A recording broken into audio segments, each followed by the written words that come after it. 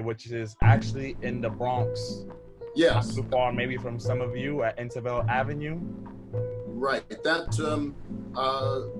This was installed there in 1992. This is glass mosaics. So this was one of the earlier. You see, when a subway is being refurbished, or actually, the subway here was burned back in the day, and the city wasn't going to put the subway station back, but the community and merchants demanded that it be replaced. When there's a need for fixing these stations up, there's a percent for art, and artists through a slide bank. Jurors select work to be placed in these stations. So you'll see, and mosaics, because mosaic is made up of little pieces of tile or glass that's glued or put into cement. So it becomes part of the wall and is very permanent. If you go to Italy or Greece, you can see mosaics that are thousands of years old. It's a very strong material, medium. Yeah, I have a quick question. This is right after that time period where you say the Bronx was burning?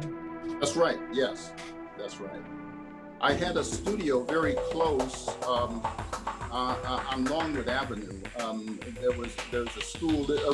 It's now back to being a school, but back in the late 70s, early 80s, this was an abandoned school, PS 39. It is now a school again.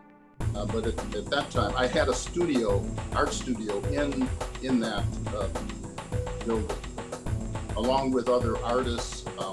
Popon Osorio, Fred Wilson ran a gallery, the gallery for the Bronx Council. Actually, the Bronx Council of the Arts subsidized the artist spaces. That is,